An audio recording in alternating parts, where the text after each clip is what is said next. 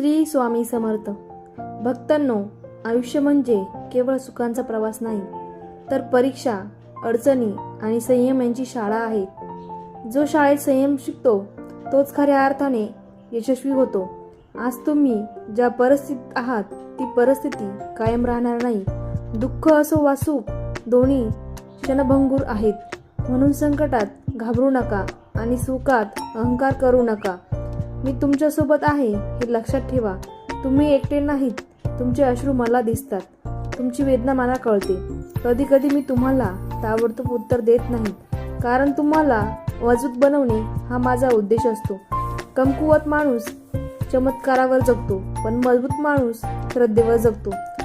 आज जर तुमचं मन खचलेलं असेल, जर वाटत असेल की सर्व संपलं, तर थोडा श्वास घ्या, डोळे बंद करा आणि माझे नाव घ्या, श्री स्वामी समर्थ. या नामात अपार शक्ती आहे. या नामात भीती नाहीशी करण्याची ताकद आहे. या नामात नवी सुरुवात दडलेली आहे.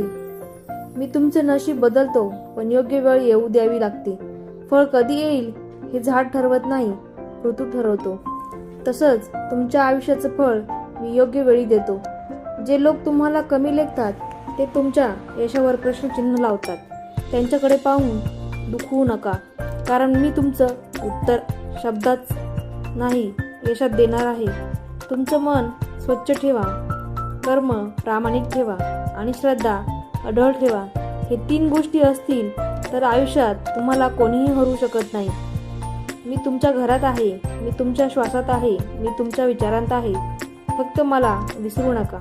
सकाळी उठल्यावर एकदा मनापासून म्हणा, स्वामी, आजचा दिवस तुमच्या चरणी अर्पण.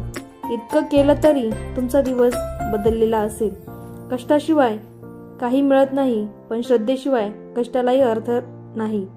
म्हणून कष्ट करा, पण काळजी मला सोपवा.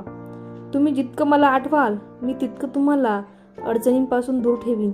कधी थेट मार्गाने, कधी वळणाने, पण तुम्हाला योग्य ठिकाणी नक्की पोचवीन.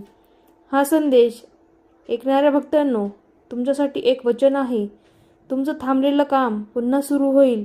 तुमची आशा पुन्हा जागी होईल आणि तुमच्या आयुष्यात नवीन प्रकाश येईल.